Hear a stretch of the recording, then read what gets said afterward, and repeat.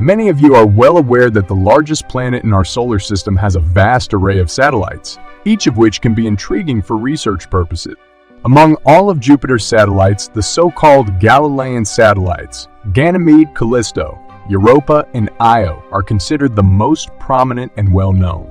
They were discovered in 1610 by the renowned astronomers of the Middle Ages, Galileo Galilei. In this video, we will acquaint ourselves with these famous satellites.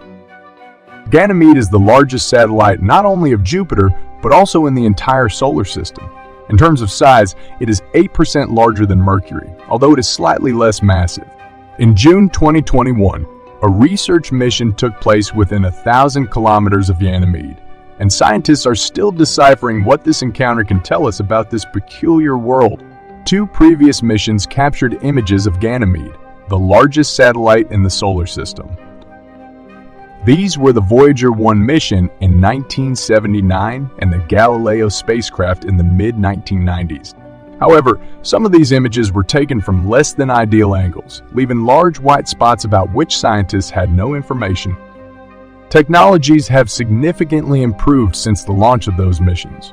Therefore, scientists were thrilled when the Jupiter explorer Juno revealed a cratered surface of Ganymede in exquisite detail and observed shimmering polar auroras extending between Ganymede's poles and equator. These images unveiled numerous new features on Ganymede's surface, including impact craters up to 100 kilometers in diameter. We missed several truly massive impact craters that we simply couldn't see in Voyager's data. Scientists declared, "This should serve as a cautionary tale against attempting to map a world based solely on one image and one lighting angle.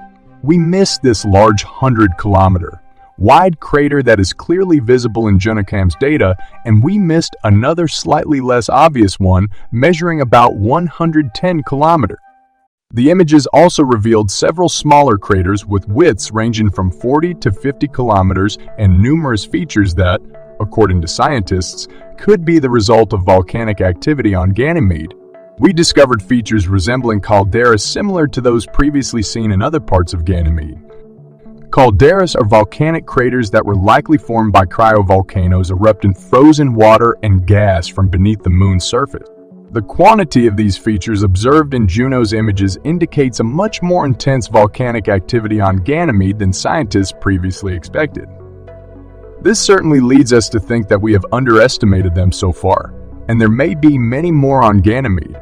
When we obtain new data, Ganymede is not only the largest satellite in the entire solar system, but it is also the only known satellite with its own magnetic field. Changes in its magnetic field led scientists to conclude that Ganymede must have a massive subsurface ocean of salty water, with depths of up to 100 kilometers, concealed beneath an ice and rock crust up to 150 kilometers thick. This ocean makes Ganymede one of the prime candidates for the existence of primitive life forms. Being about 1 million kilometers away from Jupiter, Ganymede is surrounded by the magnetic field of this gas giant, as well as its immense gravity that attracts passing asteroids and comets. The interaction between Ganymede's and Jupiter's magnetic fields produces vibrant polar auroras on this satellite. Ganymede's polar auroras are the only such phenomena ever observed on a moon. They were discovered in images obtained by the Hubble Space Telescope, but the recent flyby of Juno allowed scientists to gather more information about these shimmering spectacles. "Now we have been able to see the precise locations of auroral emissions," said one of the researchers at the conference.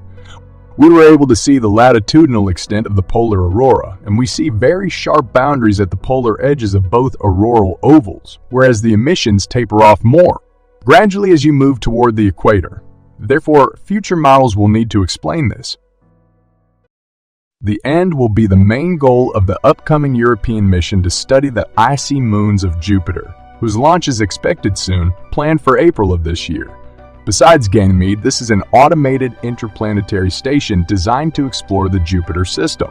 It will study the moons Europa and Callisto, and its main focus will be to investigate the presence of subsurface liquid water oceans on these moons. Callisto is a large moon orbiting Jupiter with an ancient cratered surface, indicating that geological processes may be dormant. However, it may also harbor a subsurface ocean. It is unclear if life can exist in the ocean because the surface is very old, so more observations are needed for this large moon. The upcoming mission called JUICE, Jupiter Icy Moons Explorer, will focus on 3 icy moons of Jupiter, including Callisto, to gather more information about their environments. JUICE is expected to enter Jupiter's orbit in 2031. Currently, there is a mission to Jupiter called Juno. Although Juno is primarily designed to observe Jupiter's atmosphere and environment, it has captured several images of Callisto and other icy moons of the solar system from a large distance. In recent years, other icy moons have received attention from researchers due to their potential for life. The Cassini spacecraft, which orbited Saturn from 2004 to 2017, discovered extensive evidence of geysers on its moon Enceladus. Other icy moons include Triton, orbiting Neptune, and Europa, another icy moon of Jupiter. Overall, these moons sustain liquid oceans due to the gravitational pull of their giant planets. The 4 largest satellites of Jupiter, Io, Europa, Ganymede, and Callisto, are also known as the Galilean satellites, named after Galileo Galilei, who discovered them in 1610. All 4 are larger than Pluto. Among them, Ganymede is the largest satellite in the solar system, even larger than Mercury. When Galileo pointed his telescope at Jupiter on January 7, 1610, what he saw amazed everyone. The planet was not alone. It was surrounded by 4 moons. At that time, it was believed that Earth was the only planet with a moon. For 2 centuries, Jupiter's satellites were referred to as the Medicean stars, named after the powerful Italian political family, the Medici. The discovery had not only astronomical, but also religious significance. The Catholic Church supported the idea that everything revolved around the Earth, an idea put forth by ancient astronomers Aristotle and Ptolemy. Galileo's observation of Jupiter's satellites, as well as the discovery that Venus went through phases similar to our own moon, provided compelling evidence that not everything revolved around the Earth. However, as telescopic observations improved, a new perspective on the lunar planets emerged. They were not immutable and perfect. For example, mountains seen on the moon indicated that geological processes were occurring elsewhere. Furthermore, it was discovered that all planets revolved around the Sun. Over time, satellites were found around other planets, including additional satellites around Jupiter. The Medicean satellites were renamed Europa to avoid confusion in the mid-1800s. Callisto, approximately 4.5 billion years old, is roughly the same age as Jupiter. It is the most heavily cratered object in the solar system with minimal geological activity on its surface. The surface has not changed significantly since its formation by the first impacts 4 billion years ago. Callisto is the farthest of the Galilean satellites, orbiting Jupiter at a distance of about 1,880,000 kilometers. It takes approximately 7 Earth days for Callisto to complete one orbit around the planet. It also experiences less tidal influence than the other Galilean satellites because it orbits outside Jupiter's main radiation belt. Callisto is tidally locked to Jupiter, always showing the same face. With a diameter of 4,800 kilometers, Callisto is roughly the same size as Mercury and is the 3rd largest satellite in the solar system, after Ganymede and Titan. The average surface temperature of Callisto is 139 degrees Celsius. Although telescopes significantly improved during the space era of the 1960s, there was still limited knowledge about Callisto. According to a book from 2004 titled Jupiter, Planet, Satellites, and Magnetosphere, astronomers could tell that the surface appeared relatively featureless compared to Io and Ganymede. Callisto also had a low reflectivity and was known to have low density. Astronomers had not observed any signs of water geysers, leading them to conclude that Callisto had a rocky surface. Pioneer 10 and Pioneer 11 flew by Jupiter and its satellites in the early 1970s, but these missions did not provide much new information about Callisto, apart from what ground-based telescopes had already shown. It was the Voyager missions in the late 1970s that truly revealed a different picture. Density and temperature measurements of Callisto were refined and high. Solution surface images revealed details as small as 1 kilometer per pixel. In other words, the resolution was sufficient to detect impact craters. In reality, Callisto was heavily cratered compared to other moons. Some consider Callisto to be the most unexciting object of its size in the solar system. For more detailed observations, we had to wait until 1996 when the Galileo spacecraft made its first of 12 flybys of Callisto. Multiple passes by Galileo and higher resolution allowed for much more information to be gathered about Callisto than before. Large portions of the surface were mapped, revealing a tenuous atmosphere of carbon dioxide and evidence of subsurface ocean. Arguments in favor of an ocean stemmed from 2 pieces of evidence. First, scientists observed regular variations in the magnetic field around Callisto, suggesting the presence of an electrically conductive layer, which could be an ocean. This indicated that there were electric currents inside the moon stimulated by the planet's magnetic field. This flow had to come from somewhere, leading to the second part. Due to the rocky surface and tenuous atmosphere, a probable explanation was a salty ocean beneath the moon's surface. In 2018, a study of archival images taken by the Hubble Space Telescope in 2007 showed the influence of Callisto on polar auroras in Jupiter's atmosphere. Jupiter generates polar auroras on its own, but some phenomena occur due to interactions with its 4 largest satellites, Europa, Io, Ganymede, and Callisto. The signatures of other satellites had previously been detected in Jupiter's atmosphere, but this new study was the first to detect the Callisto effect. Callisto and the other Galilean satellites may have formed with the help of Saturn. A computer model released in 2018 proposed that as Saturn's core grew, its gravitational influence pulled the inner planets of the solar system inward. This process could have provided enough material for the formation of the 4 Galilean moons.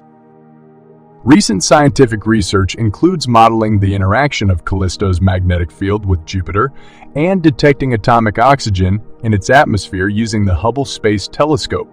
The research provided further evidence of the existence of a subsurface ocean on Callisto. Other studies focused on aspects such as the potential presence of water beneath its surface, refining the number of craters on its surface, and studying its atmosphere to determine its suitability for life and how it formed. These unanswered questions will be addressed by the upcoming JUICE, Jupiter Icy Moons Explorer mission, which is planned to launch to Jupiter in 2023 and will operate in the Jovian system for at least 3 years between 2031 and 2034. JUICE will primarily focus on Ganymede, but its scientific objectives for Callisto will be similar. This includes searching for layers of an ocean or water reservoir, mapping the surface, studying the atmosphere, and determining the interior structure of Callisto. As Jupiter's 5th satellite, Callisto is the most volcanically active body in the solar system, with its surface dotted with hundreds of volcanoes. Some of these volcanoes emit sulfur plumes reaching hundreds of kilometers in height. This volcanic moon is the 3rd largest and the innermost of Jupiter's Galilean satellites. It is caught in a gravitational tug of war between Jupiter and its 2 neighboring moons, Europa and Ganymede. These tidal forces generate heat, which stimulates intense volcanic activity on the moon. Its surface changes at an incredible rate as volcanic fissures release lava onto the surface, filling impact craters and creating new liquid rock float. While the exact composition of the satellite is unknown, it is likely composed of molten sulfur and its compounds or silicate rock. Additionally, the thin atmosphere of the moon mainly consists of sulfur dioxide. Io, the 5th moon from Jupiter, has an average orbital distance of approximately 422,000 kilometers and completes an orbit around Jupiter in 1.77 Earth days. It is tidally locked to Jupiter, always facing the same side towards the planet. Io has an average radius of 1 kilometers, making it slightly larger than Earth's moon. It has a slightly elliptical shape with its longest axis directed towards Jupiter. Among the Galilean satellites, it ranks 3rd in size after Ganymede and Callisto, but surpasses Europa in terms of mass and volume. The average surface temperature of Io is approximately 130 degrees Celsius, leading to the formation of sulfur dioxide snowfields. However, the volcanoes on the Moon can reach temperatures of up to 1650 degrees Celsius. It is often referred to as a celestial body of fire and ice. When Jupiter and Earth are on the same side of the Sun, the distance to Io can be as close as 588 million kilometers. At maximum distance, it can reach 968 million kilometers. The volcanic activity of the satellite was first discovered by the Voyager missions in 1979. The Moon's volcanism is driven by powerful tidal forces as it orbits Jupiter on an elliptical path. The gravitational force exerted by Jupiter on the Moon varies depending on its proximity to the gas giant. These gravitational fluctuations constantly push and pull the inner part of the Moon in different directions, causing the Moon's surface to bulge by about 100 meters. This movement forces Io's rocks to rub against each other, releasing an enormous amount of heat, about 20 times more thermal energy than the Earth emits. If Io were the only moon of Jupiter, its orbit would likely have settled into a circle long ago. However, the ongoing gravitational interaction with Europa and Ganymede guarantees that this won't happen. The Moon cannot escape this eternal gravitational tug of war, resulting in continuous tidal heating. The atmosphere of Io, due to sulfur dioxide, is extremely tenuous, at about 1/1,000,000th of Earth's surface pressure. The Moon's orbit intersects powerful magnetic field lines of Jupiter, turning it into an electric generator. It can generate up to 400,000 volts and, in turn, creates 3 million amperes of electric current. It then travels along the magnetic field lines of Jupiter and triggers lightning in the upper layers of Jupiter's atmosphere. As Jupiter transforms its magnetic forces, it carries away tons of material every second, ionizing it and forming a donut-shaped radiation cloud called the plasma torus. Some regions are drawn into the upper layers of Jupiter's atmosphere, creating polar auroras. An example of this activity was discovered by the Hubble Space Telescope, which revealed the influence of Ganymede, another satellite of Jupiter, on Jupiter's polar auroras in 2018. Additional evidence of the interaction between the volcanic activity of Io and electric currents controlling Jupiter's polar auroras was discovered in a 2022 study. According to observations from the James Clerk Maxwell Telescope and the Texas Spectrograph, Io also has a tenuous atmosphere consistent of sulfur dioxide. This atmosphere freezes when the Moon is in Jupiter's shadow each day and turns back into gas when Io returns to sunlight. Scientists had long suspected the existence of this phenomenon, but it was only after this study, which observed the satellite's atmospheres in the dark, that researchers found confirming evidence. Io was the first of Jupiter's moons to be discovered by Italian astronomer Galileo Galilei on January 8, 1610. He had actually observed the Moon the night before, but couldn't distinguish it from Europa, another moon of Jupiter, until the following night. This discovery, along with the subsequent discovery of 3 other moons of Jupiter, marked the first time a moon was found orbiting a planet other than Earth. Galileo initially named this moon Jupiter I, but in the mid-1800s it was renamed Io after a priestess of Hera, Zeus's wife and daughter of Inachus, the king of Argos, in Greek mythology. Zeus, or Jupiter, fell in love with her but turned her into a cow to protect her from his wife Hera. Although no dedicated missions have been sent to Io, several spacecraft have flown by Jupiter and observed its moons. The first was the Pioneer 10 spacecraft in 1970, followed by Pioneer 11 in 1974, and later the Voyager probes. Voyager 1 and Voyager 2 made remarkable images during their flybys in 1979. From 1995 to 2002, the Galileo spacecraft conducted multiple flybys of Io and provided us with the closest views of Jupiter's volcanic moon to date. In 2000, the Cassini spacecraft studied Io during its flyby on its way to Saturn.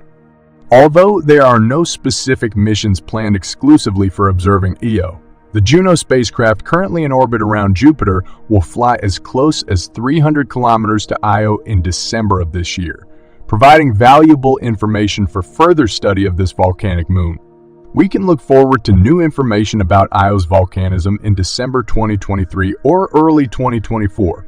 And don't forget to subscribe to the channel to be the first to receive updated information on space, Related topics. Europa, one of Jupiter's Galilean moons, along with Io, Ganymede, and Callisto, was discovered by astronomer Galileo Galilei, who gained recognition for the discovery of these moons, some of the largest in the solar system. Europa is the smallest among the four. However, it is one of the most intriguing satellites. Its surface is frozen and covered with a layer of ice, but scientists believe there is an ocean beneath the surface. The icy surface also makes Europa one of the most reflective bodies in the solar system. In 2012, researchers using the Hubble Space Telescope noticed a possible plume of water vapor erupting from Europa's southern polar region. After multiple attempts to confirm the observation, clear plumes were seen in 2014 and 2016. The researchers cautioned that the plumes had not yet been fully confirmed, but they speculate that water from Europa's ocean is being ejected to the surface. Several spacecraft have flown by Europa, including Pioneer 10 and 11 in the 1970s, and the Galileo spacecraft, which conducted a long-term mission to Jupiter and its moons from 1995 to 2003.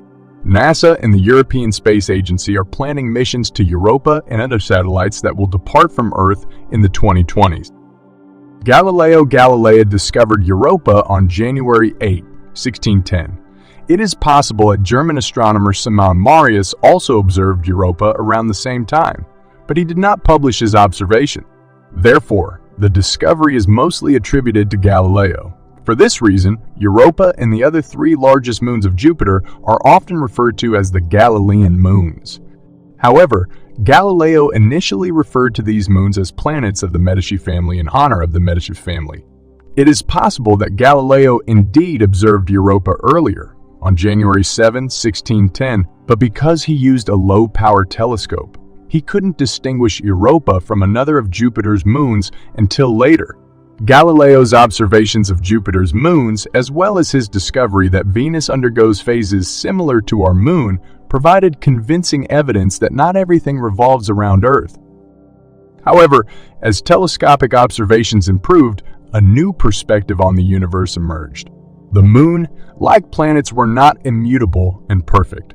For example, the mountains seen on the moon indicated that geological processes were happening elsewhere. Additionally, it became clear that all planets revolved around the sun. Over time, more satellites were discovered around other planets, including additional satellites around Jupiter. Marius, another early discoverer, proposed giving the four moons their current names from Greek mythology. However, it was only in the 19th century that the moons were officially given the so-called Galilean names by which we know them today. All of Jupiter's satellites are named after lovers or victims of the god Jupiter, depending on your perspective in Greek mythology. Europa was abducted by Zeus, the Roman counterpart of Jupiter, who took the form of a perfect white bull to seduce her. She adorned the bull with flowers and rode on its back to Crete. One distinctive feature of Europa is its high degree of reflectivity. The icy crust of Europa gives it an albedo, or light reflectance, coefficient of 0.64, which is one of the highest among all satellites in the entire solar system. Scientists estimate the age of Europa's surface to be between 20 and 180 million years, making it relatively young. Photos and data from the Galileo spacecraft suggest that Europa is composed of silicate rock and has an iron core and a rocky mantle, similar to Earth. However, unlike the Earth's interior, the rocky interior of Europa is surrounded by a layer of water and ice, with a thickness ranging from 80 to 170 kilometers. Due to the fluctuations in Europa's magnetic field, which suggests the presence of a conductor, scientists also speculate that there may be an ocean deep beneath the moon's surface. In this ocean, there could be some form of life. The possibility of extraterrestrial life is one of the reasons why interest in Europa remains high. In fact, recent studies have revitalized the theory that Europa may be capable of supporting life. The surface of Europa is cracked, and many believe that these cracks are the result of tidal forces from the ocean beneath the surface. It is possible that when Europa's orbit brings it closer to Jupiter, the tidal pull causes the ocean beneath the ice to rise higher than usual. If this is the case, the constant lifting and lowering of the ocean may have caused numerous cracks observed on the Moon's surface. Obtaining samples from the ocean may not require drilling through the icy crust if the observed plumes turn out to be actual jets of water, while researchers found evidence in 2012, 2014, and 2016. The true nature of the plumes and why they appear sporadically require further observation. In 2014, scientists discovered that Europa may have a form of plate tectonics. Previously, Earth was the only known body in the solar system with a dynamic crust, which was considered crucial for the evolution of life on the planet.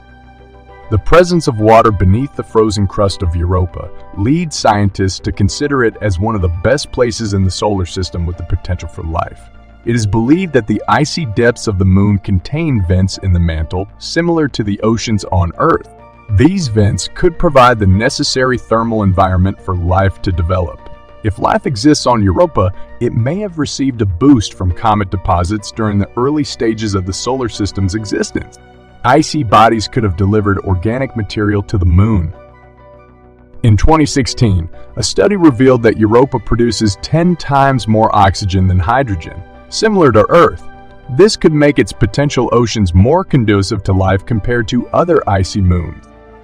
It is possible that tidal heating is not necessary to generate sufficient energy. Instead, chemical reactions could be enough to drive a cycle. In 2013, the National Research Council of the United States published a 10-year recommendation for the planetary science program of NASA, ranking the exploration of Europa as a mission with the highest priority. Since then, NASA has been working on a mission to the icy moon of Jupiter. In 2017, the mission was officially named Europa Clipper, after several years of unofficial use of this nickname by researchers and the media. According to NASA, this mission, which is expected to launch in the 2020s, possibly in the late decade, will perform around 40 to 45 flybys of Europa with a spacecraft. On board, there will be 9 scientific instruments, including cameras and radar to peer beneath the ice and attempt to determine its thickness, a magnetometer to measure the magnetic field and, consequently, the salinity of the ocean, and a thermal imager to search for signs of eruption. The altitude of the flights will range from 25 to 2,700 kilometers, which leads to flybys passing through Europa's radiation-heavy zone, making it challenging for the spacecraft to survive. Therefore, withdrawing the spacecraft from this zone will extend its service life and facilitate data transmission back to Earth. One of the priorities of the Europa Clipper mission will be to continue observing the plumes, provided their existence is confirmed, and they are associated with the subsurface ocean. Studying their composition will help scientists explore the potentially habitable chemical environment of Europa, minimizing the need for drilling through layers of ice, according to a NASA statement. The European Space Agency is also planning a mission to Europa and 2 other moons called JUICE, Jupiter Icy Moons Explorer, and Moons Explorer. It is expected that the mission will be launched in April 2023 and reach Jupiter's orbit in July 2031. Once it reaches Europa, the mission will study organic molecules and other components that could make the moon habitable. Additionally, the spacecraft will investigate the thickness of the icy crust, particularly over any active regions it encountered. This was a videos of Jupiter's moon Europa. I hope you enjoyed it, and please don't hesitate to like the video and leave your comments or opinions below. Wishing you all the best in space exploration. Goodbye. Jupiter is enormous. It could fit 1,300 Earths inside it. It's extremely hot here, with the planet's core temperature reaching almost 24,000 degrees. Unfortunately, we can't land on Jupiter. It's a gas giant with no solid surface, but it is possible to descend deeper into Jupiter's atmosphere. Look at those dense brown, yellow, red, and white clouds. It's because of them that the planet appears so colorful and striped. If we descend to the planet's center, we can see how its atmosphere, composed of hydrogen and helium gas, turns into a liquid. All thanks to the immense atmospheric pressure around Jupiter's core. There are many mysteries swirling around. Scientists have not yet determined whether it is a molten sphere, a dense liquid, or a solid rock. it is 14 to 18 times larger than Earth, regardless.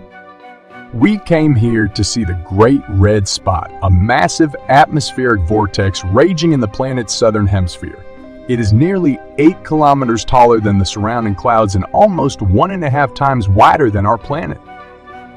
In 2017, space probes such as Voyager and Juno gathered a lot of information about the Great Red Spot. It turns out to be a monstrous storm that extends 322 kilometers deep into the planet's atmosphere, which is 30 to 100 times deeper than any ocean on Earth. However, these data might be imprecise, and the origins of the vortex could be even deeper. The Great Red Spot is colder than the rest of the atmosphere. The temperature on Jupiter's upper cloud layers is minus 148 degrees Celsius. On the other hand, the closer to the core, the hotter it gets. It is strange that the high temperatures observed on Jupiter were registered in the atmosphere directly above the Great Red Spot. There, the temperature reached 1300 degrees Celsius higher than the temperature of lava on our planet. Astronomers believe that turbulence caused by the vortex can lead to gravitational and sound waves, which may be the cause of overheating. However, at the bottom of the vortex is warmer than at the top. People have been observing the vortex on Jupiter for over 150 years. Astronomers once predicted that it would gradually slow down, shrink, or disappear completely, but that turned out not to be the case.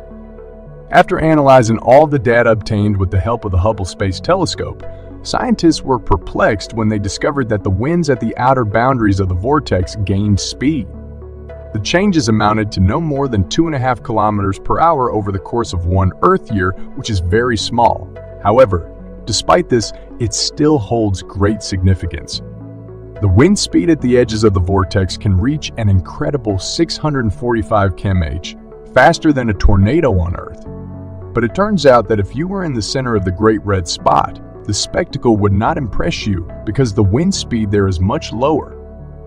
Scientists faced numerous challenges when trying to unravel the mystery of the Great Red Spot. It is unknown what fuels this vortex. It may be something within the planet itself.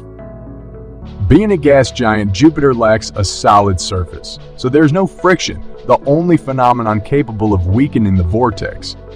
The hot gases in the planet's atmosphere are constantly in motion, rising, descending, and swirling, similar to Earth, where colder and warmer air masses mix and merge, forming giant storms. Astronomers believe that at some point, several massive storms could have merged to create the Great Red Spot, and now it constantly absorbs cold gases from below and hot gases from above. Furthermore, the vortex can absorb smaller vortices, making the Great Red Spot even stronger.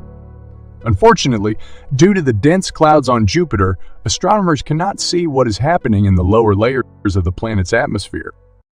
Scientists have long pondered what might be hiding beneath the Great Red Spot. A massive volcano is unlikely, as Jupiter is primarily composed of gases and lacks a crust that could crack, allowing lava to erupt. There are several theories about why the vortex has such a color range. It varies from whitish and pale pink to bright orange and brick red. Scientists believe that the answer lies deep beneath the Great Red Spot, closer to the planet's surface. A colorless layer of gas can likely react to ultraviolet radiation from the sun, resulting in a red color. However, this is currently just a theory. Hey, you've also thought about it, right? Jupiter isn't the only star with a giant vortex. Another one, the size of our Earth, is raging on Saturn, and it's called the Great White Spot. How original! Vortices have a tail of white clouds surrounding the entire planet. This phenomenon occurs approximately every 30 years. This vortex actually starts as a spot, but then it expands more and more. Astronomers have discovered that the Great White Spot is a massive thunderstorm system. The size of the storm can produce lightning flashes more than 10 times per second. But the main mystery of the Great White Spot lies in its energy source. Some scientists believe it can draw energy from the sun, while others claim that the structure of the thunderclouds only makes sense if there is an internal heat source powering the wind. Nevertheless, powerful vortices exist on different planets in the solar system, and ours is not the only one. Let's move to Pluto, the largest of the known dwarf planets in the solar system, and explore its atmosphere. It extends high above the planet's surface and contains more than 20 layers of icy formations. By the way, the Moon also has an atmosphere called the exosphere, composed of helium, neon, and argon. It is about 10 trillion times thinner than Earth's atmosphere. A black hole is a place where gravity is so strong that even light cannot escape. However, sometimes they can behave like enormous galactic volcanoes. Black holes can ignite like volcanoes, but instead of spewing lava, they generate an enormous amount of energy. As a result, they leave behind huge voids in the surrounding gas and material. Recently, scientists discovered one of the largest craters in the universe. Radio and X-ray telescopes detected a supermassive black hole that ignited many years ago. This event occurred in a galaxy cluster located approximately 390 million light-years away from Earth. The remaining crater can accommodate 15 Milky Way galaxies. During space travel, think twice before landing on unknown planets, or else you might find yourself in a place like Kepler. This planet is outside our solar system, and at first glance, it doesn't differ much from Earth. There are liquid oceans that evaporate, forming clouds instead of condensing. On this planet, rain falls not from water, but from stones. The surface of this exoplanet is covered with lava seas that reach depths of tens of kilometers. During the day, the temperature on 141 reaches nearly 28 degrees Celsius, which is enough for the magma in the oceans to evaporate into the atmosphere. Then, supersonic winds with speeds of up to 1.5 kilometers per second transport the vaporized rock to the planet's night side. The evaporated magma cools down, turns liquid again, and falls as a stone rain.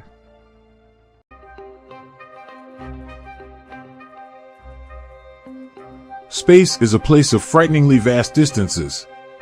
Just the thought that incredibly fast light takes 13 billion years to reach us from some galaxy can make one feel uneasy. But if we focus on the positive, the distance between us and Mars, just a dozen or so light minutes away, seems like a hop in space terms. And there are times when our cosmic neighbors seem incredibly close. Even the 4 light years to Alpha Centauri don't look scary compared to distant galaxies. It's insanely close, and there's no doubt that humanity will eventually reach our solar system's cosmic neighbors. But who are they, apart from Alpha Centauri? Few would name the stars neighboring our Sun, but don't worry, we'll cover that in the next couple of minutes, and also estimate how far away they are. Before we talk about the chances of finding life on our cosmic neighbors, let's first discuss how scientists can determine which stars in the sky are close to us and which are far away, and how they can be sure they're not mistaken. The concept of a parsec, which you've probably heard of from science fiction, is a unit of measurement that was introduced thanks to the use of parallax. The prefix par means parallel, and SEC stands for sector of gas, which is, of course, a joke. The actual meaning of acer is arcsecond, thanks to which we can use Apple devices to experience parallax in a simplified way. In fact, with the release of the iPhone 7, Apple introduced a new type of wallpaper that creates the illusion of depth when the phone is moved, simulating the effect of parallax. The term symbolizes the change in the apparent position of an object depending on the position of the observer. Try holding up your finger and closing your left eye while looking at it with your right eye. Then, quickly close your right eye and open your left eye. You should see your finger appear to jump to the side. This is the same principle that scientists use to measure the distance to nearby stars. If you move your finger closer to your eyes and repeat the procedure, you will see that it has shifted more than before. If you draw imaginary lines to your finger, you will get a triangle, one side of which you know well the distance between your eyes.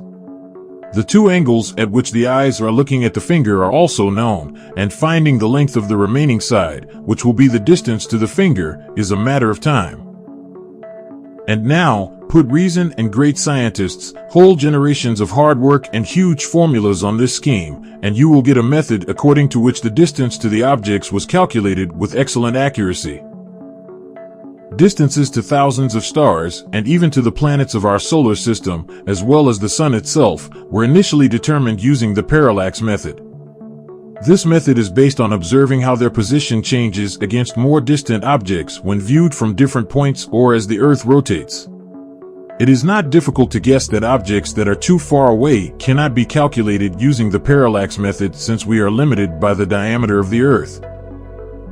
Even when viewed from both ends of the planet or during a complete rotation, the displacement of distant stars will be negligible. Other methods are used for those objects. But what we are interested in are the nearest neighbors of the solar system, which can be reached by simple parallax and later refined using more accurate methods. It should be noted that even 10 light years is a huge distance. The distance is too great for us to judge the number of neighboring stars definitively. In order to determine the distance to something, you need to see it first, and among the stars, there are very dim brown dwarfs. Therefore, the question of a precise number of our nearest neighbors remains open at the moment. With brown dwarfs taken into account, it is estimated that there are 14 large neighboring stars at a distance of 10 light years from our solar system. Let's start our story with a tiny red dwarf, standing at a height of 154. If we were to send light directly towards it, it would take about 9 69/100 years to reach it, which is amazing. At least we know that this star is still alive, unlike some fairy dish that sent its light to us about 6,000 years ago. We see it as it was when the ancient Egyptians were building the Pyramid of Cheops, so what can we say about row 154? Not much. It's a very typical star, as red dwarfs make up more than half of the stars in the galaxy. Row 154 is 5 times smaller than the Sun in mass and 300 times dimmer in brightness, and is located in the constellation Sagittarius. Despite its proximity to Earth, it cannot be seen with the naked eye. Interestingly, 154 is characterized by intense X-ray radiation, which is greater than that of the Sun. This can be explained by the star's relative youth, as it is less than 1 billion years old. At the time of its formation, there were already algae on Earth. However, due to its proximity to the Sun, the star falls into the first category of astronomers' attention. Searching for planets around stars is incredibly difficult because they are very dim compared to stars, and 154's height itself is not particularly bright, plus it is close. At one point, one of NASA's missions was very interested in studying this star because theoretically, we could find a planet there that is 3 times the size of Earth. However, unfortunately, funding was not obtained and there wasn't much reason for the planet, which would need to have Earth-like conditions, to be located 4 times closer to its star than Mercury is to the Sun. Its orbit would be blocked, and the hypothetical Earth-like planet around 154 would always be facing one side, receiving too much X-ray radiation and too little red light for photosynthesis. Therefore, even theoretically, finding habitable planets around red dwarfs like 154 is extremely challenging. We don't really have anything to do with our lives, but our theories are still based on the Earth, so let's talk about Sirius instead. You don't need to get to know it twice, it's the brightest star in the night sky. If you put the Sun and Sirius at the same distance, Sirius will be 25 times brighter than our star. However, we shouldn't be deceived, there are much brighter stars in space in absolute terms than Sirius.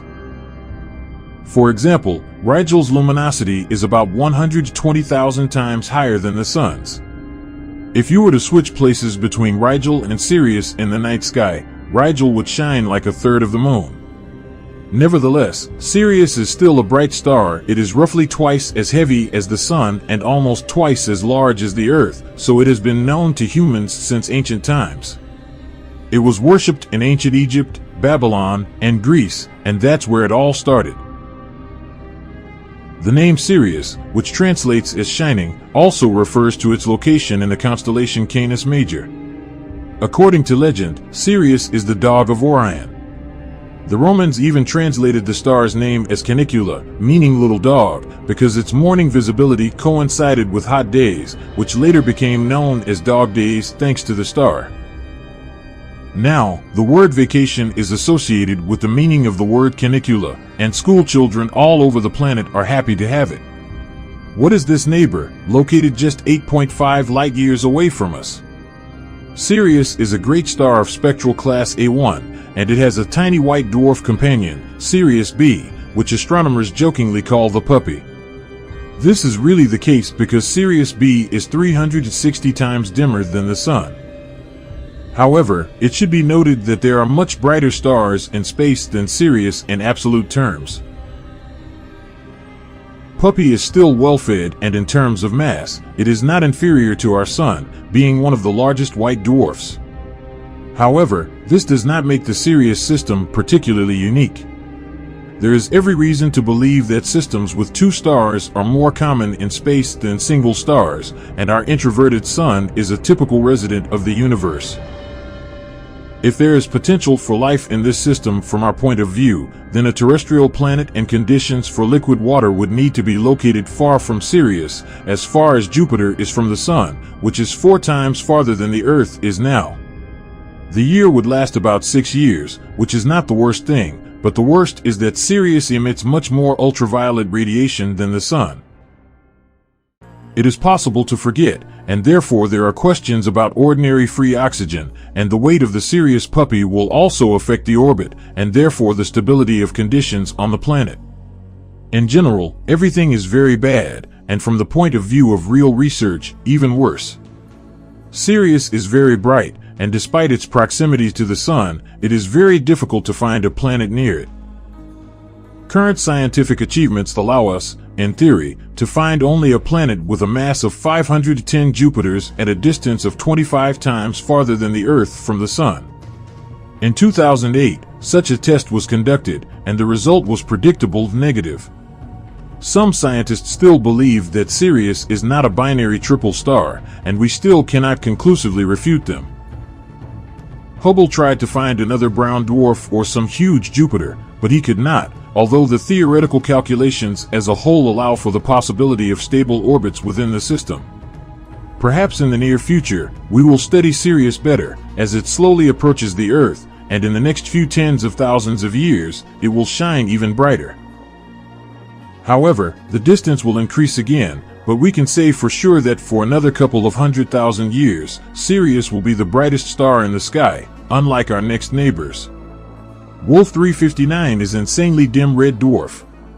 It is closer to us than Sirius and is located 7.8 light-years from the Sun, but much dimmer. It is impossible to see a planet with the naked eye in the sky. If we were to switch our Sun to Wolf 359, then Earth's round shape would disappear. Without a telescope, it wouldn't be visible, and during the day it would be 10 times brighter than during a full moon on Wolfie 359. We wouldn't have stopped if it weren't for its high cavity in 2 directions. The first reason is the potential presence of 2 exoplanets. In 2019, a team of astronomers led by Meg Kotlamy published a study announcing 2 candidates for exoplanets in the Wolf 359 system. The planet is 20 to 40 times larger than Earth and rotates twice as far away. The second planet is allegedly only 4 times larger than our planet and is located close to the star, close enough to allow the possibility of life. However, scientists quickly cooled their enthusiasm, as the amount of radiation that this hypothetical planet would receive would be many times greater than Earth's, making the existence of life unlikely. The planets themselves are still only candidates, as direct observation and confirmation of their existence is difficult. But scientists remain interested in Wolf 359 for 2 reasons. First, this star is located near the plane of the ecliptic, which means that if you were to look at the Sun from the Wolf 359 system, all the planets of the solar system would be visible at once. Hypothetically, if advanced aliens have scattered probes throughout the universe for scanning, then a probe on Wolfie 359 could easily discover the existence of Earth. And, in turn, by observing Wolfie 359, we may find a hypothetical probe studying us. Of course, these searches have not led to anything yet. Much more productive to scientists is the legendary star Barnard, another neighbor of our Sun. It is the second closest object of its type to us, or the fourth if you count Alpha Centauri, which is a triple star system. Firstly, it is important to know how fast Barnard's star is. It approaches us so quickly that it creates the impression that it owed the Sun 100 kilometers. Except for the Sun itself, it is the fastest star in the sky, flying towards us at a speed of 110 kilometers per second. And if now Barnard's star is somewhere 6 light years away, then in 11,000 years of our era, the distance will be reduced by a third and will already be equal to 3 whole light years. By cosmic standards, this is insanely fast. We see it as it was at the time when the construction of the Pyramid of Khufu in ancient Egypt had not yet begun. There is not much interesting to say about its height of 154, as it is a very typical star, since red dwarfs make up more than half of the stars in the galaxy. Its height is 5 times smaller than that of the Sun, and its brightness is 300 times less. It is located in the constellation Sagittarius, and, despite its proximity to Earth, it cannot be seen with the naked eye. The only notable thing about its height of 154 is the incredibly intense X-ray radiation it emits, which is more than that of the Sun. This can be explained by the star's relative youth, which is less than 1 billion years old. When it was formed, there were already algae on Earth, but because of its proximity to the Sun, the star is among the brightest in the sky.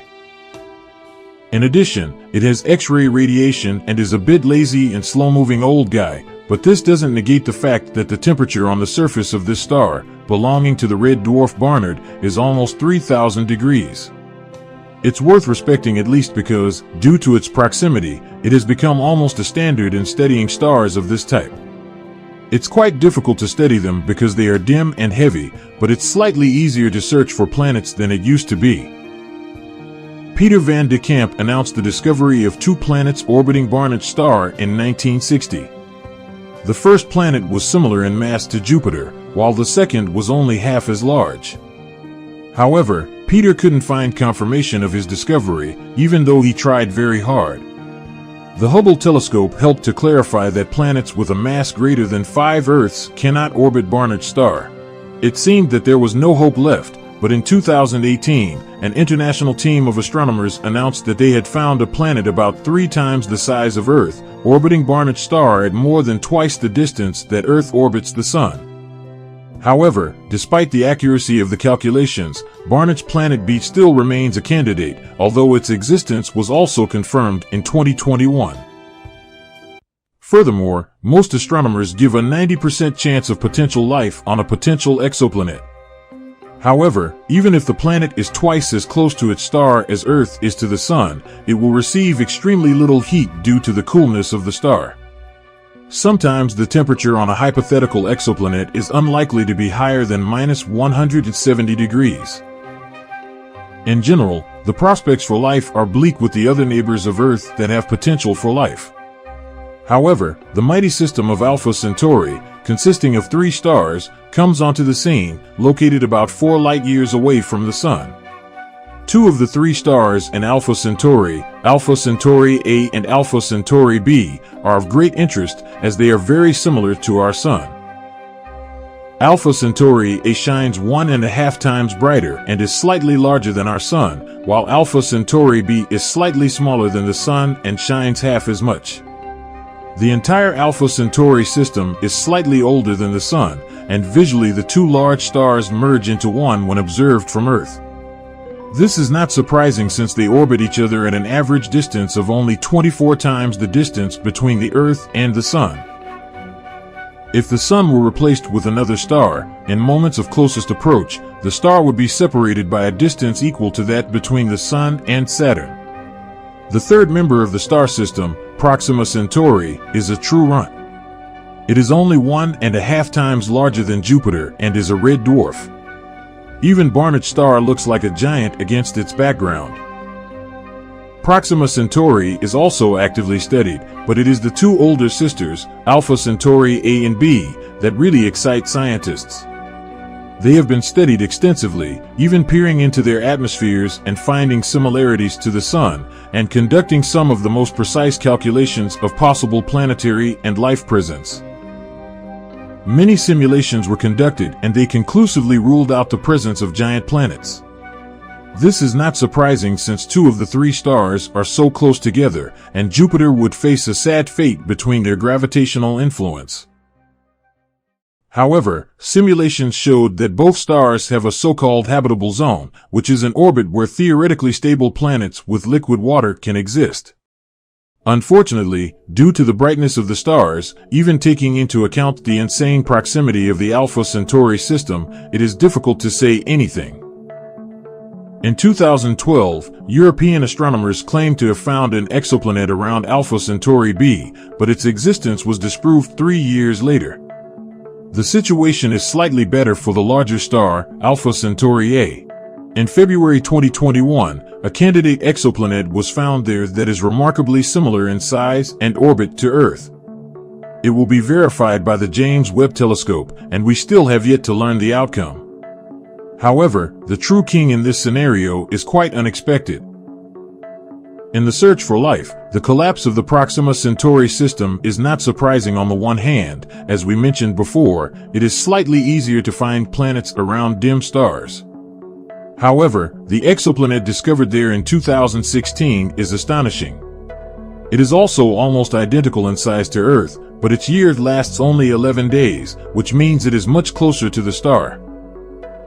Considering that Proxima Centauri is a dim star, this is an ideal combination of factors. The exoplanet candidate receives 65% of the Earth's warmth, which theoretically opens the doors to the existence of liquid water. However, more recent calculations are less optimistic due to the proximity to the star. Potential Earth 20 receives an indecent amount of radiation, and since Proxima Centauri is a red dwarf, it periodically experiences powerful flares. For example, in 2017, a flare was recorded that according to scientists' data would have certainly killed the planet. All your life on a planet, even if one existed, is not so bad. There are several candidates for exoplanets in the Alpha Centauri system, some of which are also in the habitable zone. There is hope that the James Webb Telescope will help confirm or refute this data, but of course, Alpha Centauri is the main candidate for all organizations that aim for interstellar travel. There is, of course, the Project Daedalus, which aimed at the Barnard star, but this is rather an exception because scientists mostly dream about Alpha Centauri, and here dreams come up against harsh reality. Humanity has exactly one spacecraft that shows signs of life outside the solar system, Voyager 1, which was launched in 1977 and was actually designed for 5 years. It miraculously stayed on track and in 2012 entered interstellar space, but even it will not approach another star for 40,000 years, although it is not about Alpha Centauri. Voyager is heading in a different direction, as are the New Horizons and Pioneer 10 spacecraft. Their missions, like Voyager, were mainly focused on the inner part of the solar system. Specifically, nobody has sent anything to other stars yet. However, if Voyager had been turned around at the same speed and sent to Proxima Centauri, it would have reached it in 76,000 years. And mind you, this is one of the fastest spacecrafts in human history. Of course, there is also the Helios 2 probe, which was accelerated using the gravitational pull of the Sun to an indecent speed of 240,000 kilometers per hour. But even with this speed, it would take 19,000 years to travel 4 light years. There was a prototype electromagnetic engine from NASA that went even faster during testing. But even for it, it would take 13,000 years to fly to Proxima Centauri. Nuclear and thermonuclear reactor projects do not help much. They are either too dangerous, too expensive, or too slow. The laser sail technology is considered the most promising in the near future. According to this technology, a sail is deployed around the ship, just like in the old days, and solar radiation accelerates it for greater speed. This sail is pushed by lasers, and according to Robert Frisby's calculations, it could reach Alpha Centauri in 12 years. However, for this to happen, its diameter must be a paltry 320 kilometers, and the useful payload would be a canned food tin and a tennis racket. And there is also antimatter, engines powered by which can be incredibly efficient. However, the production of 1 gram of antimatter would cost several trillion dollars. Overall, the situation with interstellar travel is very sad. Either the necessary technologies don't exist yet, or they are just concepts, or they are too expensive, considering that interstellar travel has little practical value. It's clear that most scientists are focused on solving everyday problems. The bright spot on this background and hope for our generation is the Dragonfly project, which involves sending a very tiny sailcraft to Alpha Centauri. The goal of the project is to reach the star within 1 generation, but for now, it's just a concept. Strictly speaking, we need to study our own solar system better, and until we finally figure out Mars and potentially habitable moons of Jupiter, looking towards Sirius and Barnard's star is premature. On Saturn's moon Titan, there are both land and seas, as well as 6 elements that are abundant. So scientists believe that there's a high possibility of life on Titan. Let's take a closer look at the possibility of life on Titan. Titan, a moon of Saturn, is huge, second only to Ganymede in size among moons in the solar system. With a radius of about 2575 kilometers, it is 1.5 times larger than the moon and about 40 the size of the Earth. Although it can be observed from Earth, it is difficult to observe Titan's interior properly because of its thick atmosphere. Therefore, Titan was a mysterious celestial body shrouded in mystery for a while. However, in 1997, the European Space Agency and NASA launched the Cassini spacecraft to explore Saturn and its moons, and this spacecraft visited Titan. Hundreds of photos and atmospheric composition analysis were sent to Earth, revealing its identity. The image of Titan sent by the Cassini spacecraft was quite ordinary, with mostly wide plains and sand dunes created by the wind in low-lying areas. There were even mountains as high as 3,330 meters. At first glance, these photos look like hazy days on Earth with dust or fine dust. Clouds were also observed in the sky of Titan. Weather phenomena occurred on Titan similar to those on Earth, with rain falling and lakes forming on the plains, and even seas forming in low-lying areas. Like Earth, liquid circulation also occurs on Titan. With this information, it seems that the speculations of Professor Carl Sagan, who was always right about the possibility of life on Titan, were not true. Or perhaps humans on Earth will one day be able to live on Titan? Because it is located as far as 1.4 billion kilometers away from the Sun, it doesn't receive enough solar heat properly. So, the average temperature of Titan is minus 179 degrees Celsius. Titan can be called a supergiant freezer. Normally, if the temperature is minus 179 degrees, all the clothes on this satellite should freeze. Clouds 3 and oceans confirmed through Cassini-5 have a significant discrepancy with what we usually know. The hills on Titan were formed by completely freezing, and the seas on Titan were made up of methane. Also, the clouds were not white clouds gathered by water vapor like Earth, but had a murky appearance. When we only saw Titan in photos, we thought it could be habitable, but it's definitely not a place with a climate like Earth. Even though our environment is like this, scientists' opinions were very positive when Titan was discovered, except for Earth, as it is the only place where liquid is maintained on the surface in a stable way. This is the first celestial body that we confirmed, and there might be life forms here. Also, thanks to the layered structure of Titan, there are winds and rain, making it an optimal place for life. Now, let's take a closer look at Titan. Titan has a dense, murky atmosphere. The atmospheric pressure is about 1.45 times that of Earth, and about 98% of the atmosphere is made up of nitrogen with trace amounts of methane. Interestingly, aside from Earth, Titan is the only celestial body in the solar system with nitrogen. Scientists say that Titan's nitrogen-rich atmosphere is very similar to the primitive atmosphere of Earth about 3.8 billion years ago. If we can analyze Titan's atmosphere, we can learn more about the changes in Earth's atmosphere. Currently, nitrogen is the most abundant gas in Earth's atmosphere, accounting for 78, followed by oxygen at 20. 1 to oxygen at 20, 1 tide, and argon at 0.90. These atmospheric compositions are present on Earth. However, these ratios have changed slightly over the course of several hundred million to billions of years. Titan's dense nitrogen atmosphere causes a greenhouse effect which maintains a high temperature despite receiving very little solar radiation. This keeps methane in the liquid and gaseous state. If Titan did not have nitrogen, all of its methane would have frozen and Titan itself would have become a completely frozen celestial body.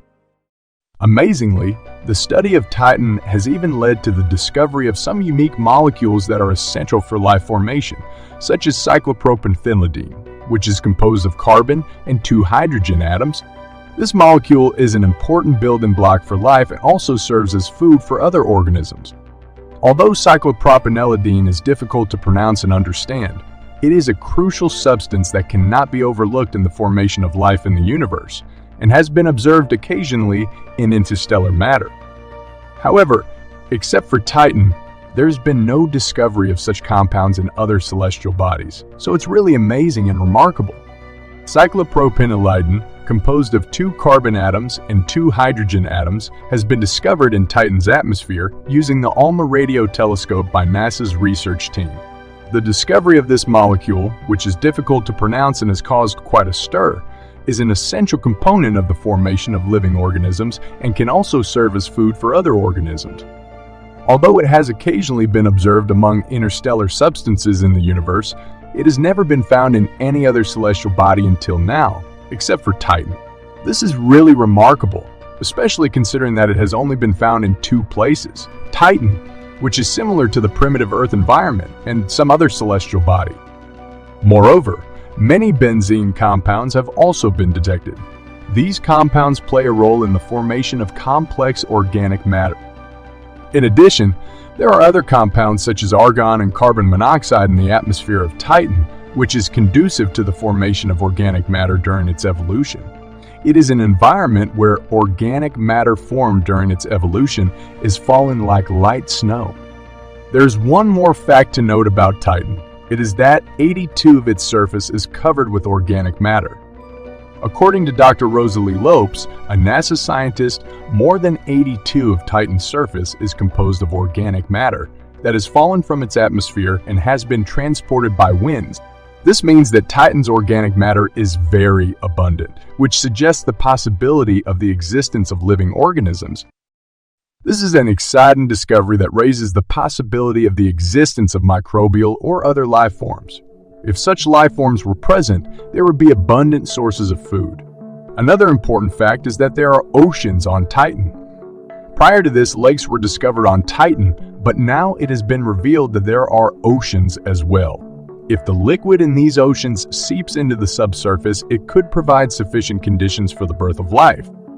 While this liquid is not water, Titan is the only celestial body in our solar system, besides Earth, where liquid exists on the surface. Scientists have found that Titan's oceans are deeper than previously thought. In fact, during an investigation of one of Titan's seas, Kraken Mare, the equipment that was used to probe the sea was limited by its technological capabilities and was unable to reach the bottom, which is at least 300 meters deep. This is more than 7 times deeper than the average depth of the West Sea, which is approximately 43 meters. In addition, there are geological activities like volcanic activities in Titan, and if such visual activities occur, an ecosystem ranging from microorganisms that use organic matter around the hot springs as food to predators on top of them may have formed. From the beginning, including Titan, organic matter is very abundant. So if miraculously some organisms were discovered on Titan, an ecosystem of organisms and their mothers could have already formed in Titan's sea. The most important clue is this. Recently, it was found that after hydrogen descends from Titan's atmosphere, it disappears from the surface, according to the data collected by Cassini. Some scientists at GPL are claiming that this may be the result of primitive life breathing in and consuming material on the surface. However, Titan's flowing liquid is methane, so if life is actually emerging and surviving here on Titan, the living organisms of Titan may be based on methane. Scientists are looking at Titan's existence of life with a very positive outlook. NASA has started the Dragonfly project to explore the seas of Titan. They will fly a kind of drone powered by a blue-tone fuel to observe various terrains of Titan. The Dragonfly project is expected to launch in 2026 and arrive near Saturn in 2034.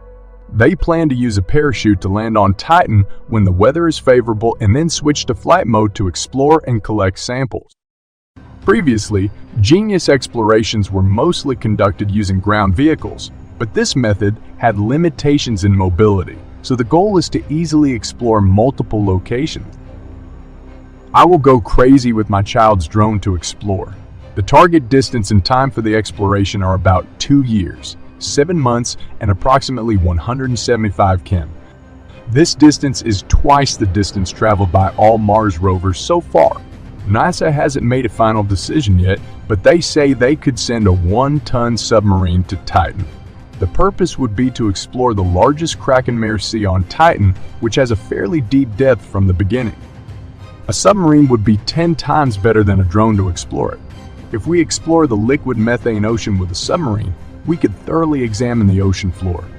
What do you think about the possibility of life on Titan, Saturn's moon? Please leave your comments, and I'll be back with more fun movie content next time. This was the report so far. If you are interested in astronomy and often watch movies about space, then you probably know the most important question that bothers enthusiasts of this topic. Are we alone in the universe? And no matter what anyone says, there is still no definitive answer to it. Despite the fact that the raw materials for life are everywhere and planets are abundant, there is not a single known world other than Earth that could confidently be called a home for life. However, there is hope that the search for the first signs of extraterrestrial life will be successful in the near future on exoplanets orbiting distant stars. There may be life. By measuring the spectral characteristics of their atmospheres using transit spectroscopy or, in the near future, through direct imaging, we may be able to confirm this. But why look so far when, in fact, it's possible that it exists right here in our solar system? Mars, Titan, Europa, Enceladus, Ganymede, Pluto, there are plenty of candidates. Not long ago, on Venus of all places, who would have thought phosphine was discovered? This exciting discovery is significant for science, chemistry, and the very question of life in the universe. In many ways, Venus is the most Earth-like planet in the solar system. With a comparable mass and radius, it could have been watery, moist, and equally conducive to life as Earth for hundreds of millions or even billions of years. However, today its surface is inhospitable and scorching, with a thick, sulfuric acid-rich atmosphere. But nonetheless, it offers a wide potential for chemical processes. Phosphine, at first glance, may not seem like a remarkable molecule. Let's first recall the most abundant elements in the universe: hydrogen and helium, followed by oxygen, carbon, and nitrogen. These elements are formed in the previous generations of stars and are found in the atmospheres of rocky planets in our solar system. Systems, including Venus, Earth, and Mars, were dominated by these elements, likely containing significant amounts of water, methane, and ammonia. But it's not all that simple. For example, selene is analogous to methane, hydrogen sulfide shares many properties with water, and ammonia has many similarities with a spin. Here on Earth, selene is a colorless, easily flammable, and toxic gas. However, it is also naturally produced by anaerobic bacteria in conditions of oxygen deficiency. In a new study, a group of scientists from various fields came together to publish a series of 3 articles announcing an impressive discovery. In the upper layers of the hazy atmosphere of Venus, reaching its peak in the mid-latitudes, phosphine was detected, and this is not a mere assumption. Without a doubt, this radio signal was observed by 2 different observatories independently. They both observed the same absorption feature of equal strength at the same wavelength.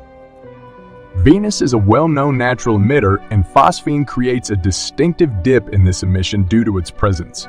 This scientific discovery itself is very significant, but it tells us very little. Phosphine exists in the temperate zone of Venus or in its vicinity. The temperature and atmospheric pressure are comparable to those found on the surface of the Earth, despite the hazy and dense atmosphere rich in sulfuric acid. The detected phosphine signal is strongest in the mid-latitudes, with a concentration of around 20 parts per billion, which is about 0.02% of Venus's atmosphere. Molecules in the Venusian atmosphere have many different wavelengths at which they can absorb light, which means that numerous different signatures can be observed. If we need to quantitatively assess the presence of this molecule's property in the Venusian atmosphere, currently there is only detection at one specific wavelength. However, if there are several other wavelengths observed, they will provide much more information. So far, the presence of phosphine has been established, but the next step will be understanding its origin there. For all of humanity in general, in our long history of space exploration, there is not so much a lack as a shortcoming that needs to be addressed. When an unexpected signature is unexpectedly discovered, an explanation that goes beyond our current understanding, the wildest conclusion is immediately drawn: extraterrestrial life. For example, about 40 years ago, carbon monoxide was discovered in the atmosphere of Titan, and its chemical composition could not explain this very signature. However, about 10 years later, the mystery was solved. It was found that Enceladus, an icy moon rich in geysers, was adding water to Titan's atmosphere. Since 2004, methane has also been detected on Mars, raising suspicions of the existence of something alive. But now, thanks to the Mars rover Curiosity, we know that methane exhibits a seasonal nature and even changes within a single day. Many are searching for a biological explanation, but in this case, we can also recall the mysterious star, Tabby's star, and the megastructures observed around it. Extraterrestrial megastructures are undoubtedly the most memorable headline, but there are many stars with peculiar dimming. Today, explanations involving these megastructures as alien constructions are considered far-fetched. It's not difficult to explain why we jump to such conclusions, but it takes time. And I believe that with time, it will pass. So it's better for us to return to phosphine. The surface of Venus, like many other rocky bodies in our solar system, contains a large amount of phosphorus in the form of various phosphates. However, the conversion of these phosphates into phosphine is a complex task. One of the scientists working on this discovery, Dr.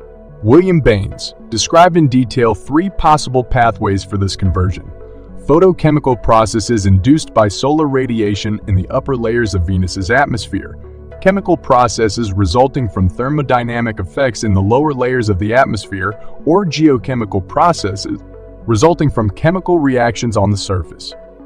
By using the most complex chemical modeling and considering a range of exotic scenarios, he found that none of these options fit. They all produce too little phosphine to explain the observed signal. And as you may have noticed, the scientists mentioned 3 options, but one is missing. Could phosphine be produced through a biological pathway? In fact, if we look at how phosphine is produced on Earth, it is exclusively through biological means. On Earth, it is a natural process carried out by bacteria in an anaerobic environment, or artificially produced by humans. However, there is still much we don't know about its natural production, including which organism actually produces it. Presumably, a form of E. coli is involved in its biochemical pathway. Can this pathway be reproduced non-organically? Meanwhile, phosphine has been found abundantly throughout the universe in large quantities. It exists in the atmospheres of gas giants like Jupiter and Saturn, and it is found both as a standalone molecule and associated with other molecules around carbon-rich stars and even in the interstellar medium. But what is the reason for its appearance specifically on Venus? One thing can be said for sure: it is definitely related to an unknown chemical reaction. Some form of chemistry, in one way or another, produces these numerous phosphine molecules. This unknown chemical reaction could have one of several causes. It could be easily associated with a geological process, purely chemical. In principle, it could be any of them, but still, betting on biology is like buying a lottery ticket and hoping to hit the jackpot. If life produces this phosphine, it must somehow survive by reacting with sulfuric acid, and it would require the microorganisms producing phosphine to be extremely abundant and efficient. They would need to occupy the entire volume of Venus's atmosphere in the moderate zone and work with almost maximum efficiency to account for this signal. It is not impossible, but it is a highly unusual scenario. So, if phosphine is not a product of life on Venus, then the intriguing question arises, what is the actual source of phosphine? It cannot be produced in the same way as on Jupiter or Saturn, where its production depends on the strong pressure created by the dense hydrogen atmosphere. However, ruling out all possible chemical reactions is also not possible. What are the densities of different gases in Venus's atmosphere, dependent on altitude and latitude? What is the distribution of phosphine? What are the precursor molecules or the molecules involved after its breakdown? And how the presence of various sulfur compounds, which exist in abundance in Venus's atmosphere, changes the reaction equations that we expect. There's still much we do not know about our neighboring planet, and only after answering these questions can we discuss the biological origin, that is, life. To understand the origin of phosphine, it will require not only new qualitative observations, but also additional missions to explore Venus. Perhaps that is the only way to reach the truth, and maybe that's why all this buzz was created. I intentionally didn't rush with a video on this topic, although I'm probably obligated to cover it on our channel. After all, it's practically one of the biggest events in cosmology this year. But the more I read about this subject, the more I thought that there have been relatively few missions to Venus. The near future was planned for Mars, Titan, Europa, Enceladus, and wherever else. Maybe it was necessary to pay more attention to Venus, but there simply wasn't a more successful alternative. But now, after the sensation with phosphine, you can see that things are already stirring up. There are missions planned for Venus. In general, agree that there is something to it. But returning to our topic, claims that phosphine is a sign of extraterrestrial life are at best wild speculative ideas and at worst simply fiction. It's an astonishing discovery, but it doesn't necessarily mean there is life on Venus. Don't forget to like and comment on the video and let us know what you think about it. Subscribe to our channel as it's interesting. Imagine a stationary world, ancient, about 4.5 billion years old. It is barely warmed by the sun's rays and covered with a thick layer of ice. This world is smaller than our moon, but slightly larger than Pluto.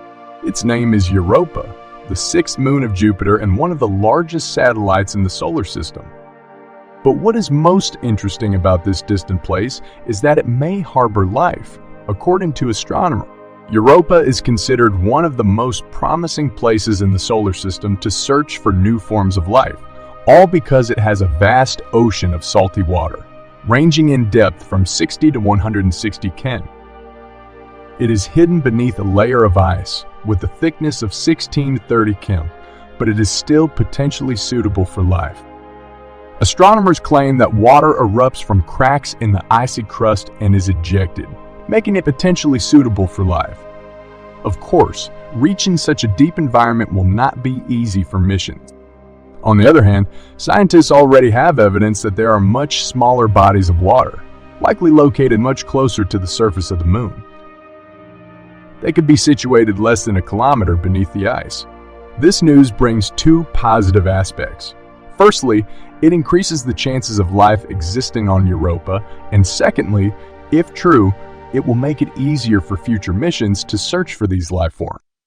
The lead researcher, Riley Kohlberg, accidentally came across a presentation by a colleague who showed a photograph of double ridges on the surface of Europa. Kohlberg remembered seeing similar ridges on Earth, although they are rare on our planet. However, on Europa, they are much more abundant. Subsequent research allowed them to hypothesize that the ridges on Jupiter's moon may be the result of a specific cycle, similar to what occurs on Earth. In this cycle, liquid water freezes and then thaws inside the icy crust, which represents an environment with relatively high pressure. This causes the icy crust to move upwards, creating a two-ridge structure. At least, This is how it happens on Earth. If similar processes exist on Europa, it could indicate the presence of subsurface water. However, the temperature, pressure, and chemical composition on Europa are entirely different, and scientists still don't know how the ice behaves there. Therefore, they cannot understand the depth or size of the water pockets or the time required for freezing. However, it is clear that such a subsurface environment on Europa is likely protected from harsh radiation from Jupiter, which bombards the Moon's surface. This, in turn, increases the chances of life existing in Europa's subsurface. Now we can return to the fact that the ocean on Europa appears to be salty.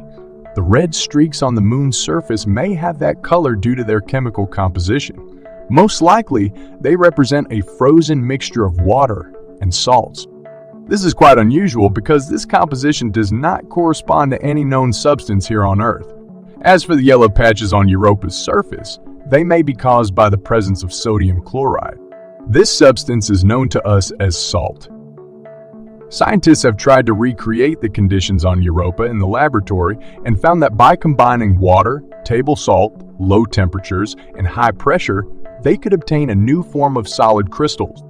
This substance can exist both at the bottom of Europa's ocean and on its surface. However, apart from this information, researchers haven't been able to learn much more.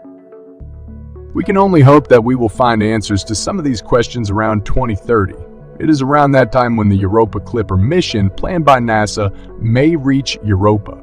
The mission plans to conduct several close flybys to determine whether there could be any form of life there in the next couple of years. Europa will be visited by a spacecraft from the European Space Agency. However, Europa is not the only place in the solar system where life may exist or have existed. On our planet, a large portion of this gas in the atmosphere is produced by living organisms such as methane generated by digestive processes in animals. Scientists believe that methane existed in the Martian atmosphere for about 300 years, but in 2006 it nearly disappeared, about 600 times faster than researchers had anticipated. The question remains, what or who produced this gas and where did it go? Another Martian mystery involves microbes that may be dormant beneath the surface of Mars. They could have sought refuge from cosmic radiation for millions of years. Scientists simulated conditions on Mars in laboratories to test whether this could be true, and they were amazed to discover that bacteria easily survived in such conditions for 280 million years. This means that if life existed on Mars, we could find evidence of it. Currently, Mars lacks flowing water and cells or spores would simply dry out. Additionally, the surface temperature is similar to that of dry ice. In other words, the surface is extremely inhospitable. The most likely candidates for life on Mars, if any, are bacteria-like organisms nicknamed Conan due to their rugged nature. Now let's move on to Venus. In 2020, scientists announced that something was found in its toxic atmosphere that could indicate the presence of life. Unfortunately, there was no direct evidence as there was no opportunity to collect microbial samples or capture images of extraterrestrial life. However, they claimed to have detected a chemical substance called phosphine on Venus, which is highly significant. If this gas is not formed as a result of previously unknown chemical processes, then some microbial life may be involved. Phosphine consists of 3 hydrogen atoms and 1 phosphorus atom. This gas is toxic to any terrestrial life form that requires oxygen, including us humans on our planet. Phosphine can be found in places where there is little or no oxygen, such as swamps and marshes. It is formed as a result of complex mixtures of bacteria living there. It can also be produced industrially. If we think about it, phosphine should not be present in the atmosphere of Venus at all. The formation of this gas requires specific pressure, temperature, and tons of hydrogen. It would not be surprising to find it on Saturn or Jupiter, known gas giants. On this planet, phosphine cannot form naturally, or rather, it may form in small quantities during volcanic eruptions, storms, explosions of minerals on the surface, or when meteorites enter the atmosphere. However, there cannot be as much phosphine as astronomers have calculated, and this should have raised suspicions among scientists. But they were too delighted with their discovery. Perhaps they believe that life may exist on Venus. However, even if this gas was created by some mysterious organisms, it remains a big question how they survived on Venus. On our planet, some microbes can thrive in an environment with only 5% acidity, but not more. However, Venus's clouds are composed mostly of acid, with over 90% sulfuric acid. Moreover, the atmosphere of Venus is 50 times drier than the driest place on our home planet. In fact, in 2022, thanks to high-resolution telescopes, it was concluded that there is only a very small amount of phosphine in Venus's atmosphere. So we need to look for signs. Scientists studying space believe that there must be life forms somewhere other than Earth. With the era of space exploration in full swing, humanity is searching for traces of life within our solar system. Among the many planets, the most likely place to find life is Mars. So why do scientists believe that there is a high possibility of life on Mars? In the late 19th century, astronomers observed Mars through telescopes and discovered that it rotates on its axis and its tilt is similar to Earth's. They also observed that Mars had seasons, which indicated that Mars has an atmosphere similar to Earth. These observations suggested that Mars is like a second Earth with its own unique features. In addition, in 1877, Mars moons Phobos and Deimos were discovered, further increasing interest in Mars. Since then, scientists have continued to observe Mars and have found evidence of water on its surface, leading to the possibility of the existence of life on the planet. I discovered that some areas of the surface were bright, while others were dark, and at the time, scholars believed these to be continents. They also thought that Mars had a dense atmosphere, and when they continued to observe Mars, they believed that the changing colors on the surface were due to the seasonal changes of plants on Mars. In October 1895, the American astronomer Percival Lowell made the following claim: "Through my telescope, I have watched Mars for a long time, and I am sure that there are canals made by Martians. And on the planet, there is a civilization and Martians live in society." In the 18th century and early 19th century, scientists had debated whether or not there was evidence of life on Mars. However, as humanity's space technology rapidly advanced, some scientists began to argue that we should go to Mars to find out firsthand. The first country to attempt to explore Mars was the Soviet Union in the 1960s, but they experienced many failures. In 1965, the US's Mariner 4 became the first spacecraft to approach Mars closely and send back images to Earth. The photos taken at that time totaled 22, but since it was an era of black and white photography, the image quality was not very good. Then, in November 1971, the US's Mariner 9 became the first spacecraft to successfully enter Mars orbit and sent back an enormous amount of data to Earth, including only 9 photos out of 7,300 taken, capturing about 80% of the Martian surface. The photos taken are diverse, including impact craters, the largest volcano in the solar system, Olympus Mons, and the erosion and deposition that occurred, almost showing the entire Martian surface. During this time, the Soviet Union was also tirelessly pursuing Mars exploration, but they didn't achieve significant results. Now, the United States, with billions of dollars, is embarking on the ambitious Viking project, focused on searching for extraterrestrial life. After the successful landing in 1980, Mars became a utopia. They successfully landed on the plains and immediately transmitted nearly 16,000 images back to Earth. In 1976, Viking 1 and Viking 2 successfully landed on Mars. After landing, they began searching for signs of life on Mars. They collected samples from the Martian surface and analyzed the atmosphere, but they couldn't find any trace of organic matter. However, the Viking lander had a fatal problem of being unable to move after landing. With all the exploration they're doing on Mars, it seems like they won't be satisfied with just one purpose. For the Mars exploration, NASA sent a rover with 6 wheels to actively explore various places. That's how the Mars Pathfinder was launched, with the intention of exploring multiple locations. The Pathfinder landed on Mars in July 1997. The Sojourner rover traveled around various locations on Mars for about 3 months, researching the atmosphere, soil, and rocks in search of life forms. However, once again, they did not find any friends of any life forms. Nevertheless, there were still significant achievements. It was revealed that the homestake event occurred about 3 million years ago, causing erosion that created the Ares Vallis. This means that our existence on Mars had an impact. After the success of the Mars Pathfinder, humanity continued to send exploration missions to Mars. The goal is to explore Mars itself or find evidence of water or life on Mars. First, Mars Odyssey found evidence of water and ice on the surface of Mars from orbit. In 2003, the European Space Agency's Mars Express mission discovered water molecules at the South Pole of Mars and succeeded in capturing images of ice. In 2008, NASA's Phoenix mission landed at the Martian North Pole, where it found water and ice and collected samples from the surface. The purpose of studying these Martian samples is to determine whether there is life on Mars or whether it could support life.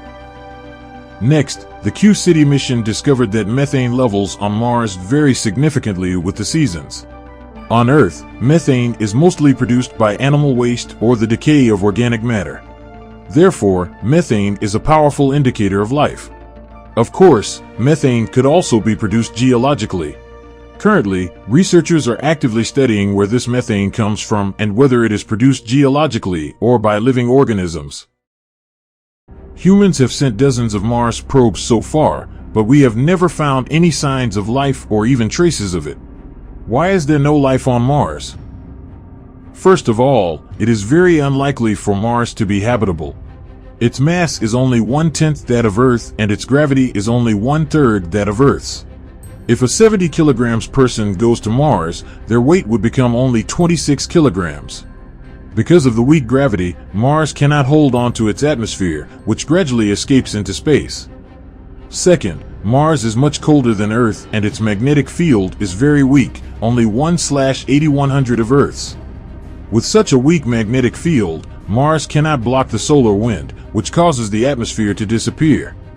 As a result, there is hardly any air on Mars. Of course, Mars has some potential for becoming habitable, and we are actively researching whether there is any microbial life on the planet, or whether it could support life in the future. Earth-like, Mars has carbon dioxide and water vapor in its atmosphere and even oxygen. However, the atmospheric pressure on the Martian surface is only about 0.006 times that of Earth's surface pressure, which is only 0.75%. With such thin air, it would be impossible for any living organism to survive. Compared to the Earth's environment, the Martian atmosphere is almost like a vacuum. This thin atmosphere also lowers the boiling point of water on Mars. The boiling point of water on Mars is only 27 degrees Celsius, so if humans were to be exposed to Mars' atmosphere, the water inside their bodies could be sucked out. Another interesting fact is that the boiling point is the temperature at which the vapor pressure of a liquid equals the external pressure. If the external pressure decreases, the vapor pressure also decreases, so the boiling point decreases as well. In such an environment, even the most resilient organisms that are said to have high human survivability would find it very difficult to survive for an extended period of time. Mars also has extremely harsh temperatures. The average temperature on Mars is -80 degrees Celsius, and the surface temperature can drop as low as -140 degrees Celsius and rise up to 20 degrees Celsius. This temperature fluctuation is due to the thinness of the Martian atmosphere, which means that the molecules that make up the atmosphere are narrow and have less kinetic energy to maintain temperature and heat. This is why scientists have come to the conclusion that there is a very high likelihood that there is no life on Mars, as they have been studying the planet's physical characteristics since the 1960s when they began sending Mars exploration probes. Today's video discusses the process of exploring life on Mars by our Parliament and why scientists have determined that the possibility of life on Mars is very low. However, there are some who still insist that humans must colonize Mars, despite its harsh environment, and one such person is Elon Musk of SpaceX. As I mentioned earlier, today's video was a review of the movie The Martian, and I will return with the next installment in the series on extraterrestrial life.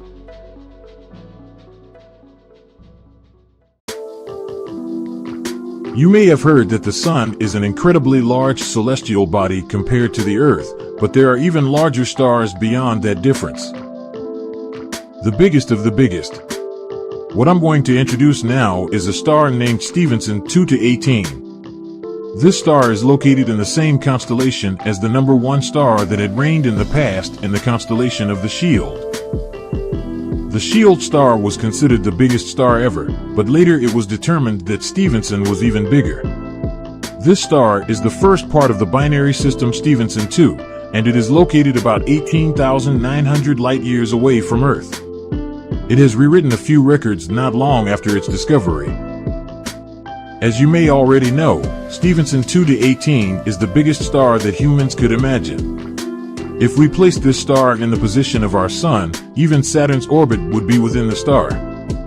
5 planets including Earth, which is closer to the Sun than Saturn, would be swallowed by this giant star. In addition, Stevenson 2-18 is also one of the brightest stars in our galaxy.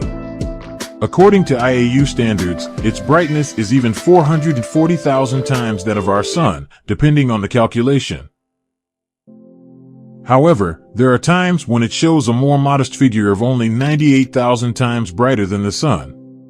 Nevertheless, it is still an unusually bright star. If the Sun shone as brightly as this star, not only would we be unable to see anything, but the Earth would have been completely incinerated. Thanks to its abnormal luminosity, Stevenson 2-18 is visible even beyond the galaxy. If there were a civilization that developed somewhere in the Andromeda galaxy, Stevenson 2-18 might have been one of the first stars discovered by extraterrestrial beings using telescopes. This star is exceptionally cool in this category, classified as M6.0 on the spectral type. Its temperature is not even close to that of an advertising light at 3,200 Kelvin. Typically, stars classified as red supergiants are hotter and are known to have temperatures of at least 3,500 Kelvin. Originally, this star is also extremely rare. It is not a very high rating for a red supergiant. Moreover, this star is too bright compared to its rating, and conversely, its temperature is too low. Of course, it cannot be denied that there might be a possibility that scientists made some miscalculations somewhere. However, if there were no errors in the calculations, this peculiar star will throw a big shockwave to the current scientific models, especially to the models related to the evolution of stars. What does this giant star reflect? When talking about various rare stars, the public raises one question: can life exist in that stellar system? However, for today's protagonist, there is nothing special to discuss as no planet has been discovered yet. However, we cannot assert that there are no planets simply because we have not found any. Therefore, let's imagine what kind of planets could exist around this star and what possibilities there are. First of all, Stevenson 2-18 was not originally in its present state. We need to keep in mind that from birth, there are no red supergiant stars. Stars become red supergiants as they age, including our Sun, which will follow the same fate, although it won't become as massive as others. We don't know what kind of genius this star was before becoming a red supergiant, but it was probably a massive star with a similar spectrum to our Sun, and it would have remained in that state for billions of years, providing enough time for life to emerge on planets in its system. At that time, this star was not particularly large, at most 2 to 3 times the size of the Sun. Although it was not as bright as other stars, considering other characteristics, it would have had a relatively large and bright habitable zone. There may have been more than one planet within the habitable zone. In other words, there is a good chance that life existed in the Stevenson 2-18 system. There is a possibility that there are multiple planets with such conditions. In that case, what are the chances of discovering intelligent life by discovering a way to travel between stars and visiting the present time? Unfortunately, the probability of that happening is low. When this star began to expand and take on its current form, the planets inside the heavy-tailed zone would have been swallowed up. In addition, the brightness of this star has been increasing since long before that, causing the planet's surface to turn into a sea of lava. In other words, even if the planet itself still exists, all Earth-like life forms will have perished.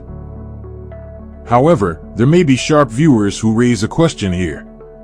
As the star expands and becomes brighter, wouldn't the heavy-tailed zone widen? Moreover, even if a planet near the primary star was destroyed, couldn't a celestial body that was far away until now become one instead? When the binary system was young, the farthest edge of the star system was trapped in a hellish cold similar to Pluto in the solar system. However, after the star became a blue giant, the temperature rose and it became warmer.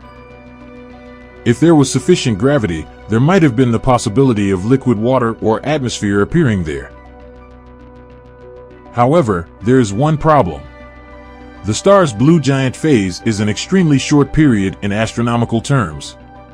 It might be enough time for life to be born, but it would not evolve.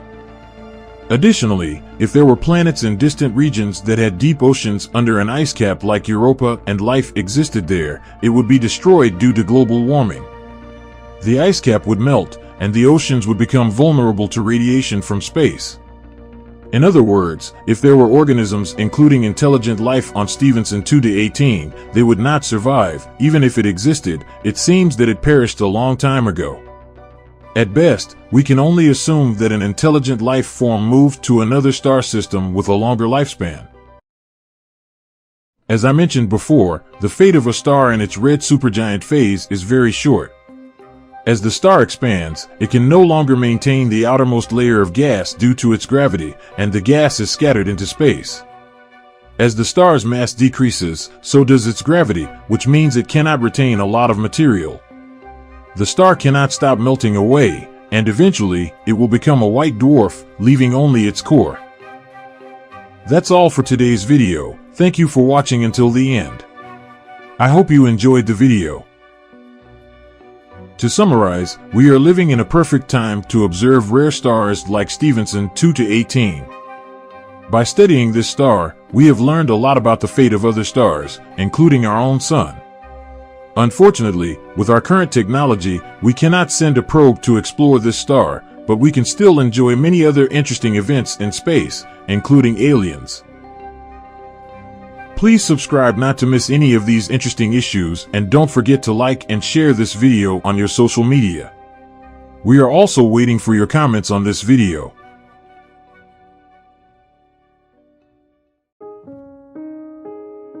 Andromeda Galaxy is perhaps the most well-known galaxy to the general public, excluding the galaxy we live in. This galaxy is frequently featured in science fiction works more than any other galaxy.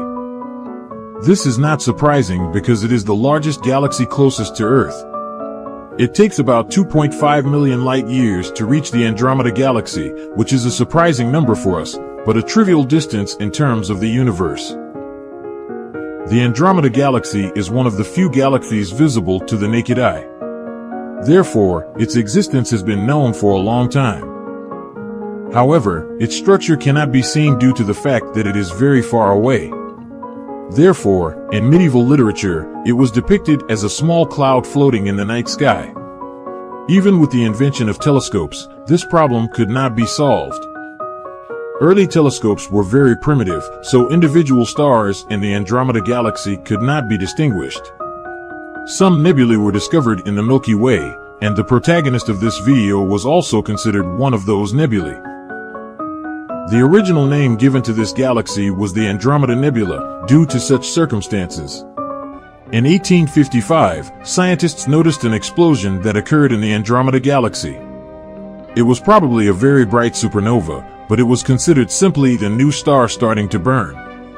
The fact that a star begins to burn inside a cradle of stars, known as a nebula, was already known at that time. Therefore, this distant galaxy is constantly expanding. The misconception that common nebulae are impossible to understand seems to be deepening. It was only towards the end of the 19th century, when the telescope had been improved, that we were able to barely recognize the structures of whirlpool arms in the Andromeda Galaxy and bright nebulae. This was also around the time when a faint voice first suggested that what we were building was not a nebula, but another galaxy, like the Milky Way. However, at the time, the single galaxy model was dominant, and most scientists thought that the Milky Way was the entire universe.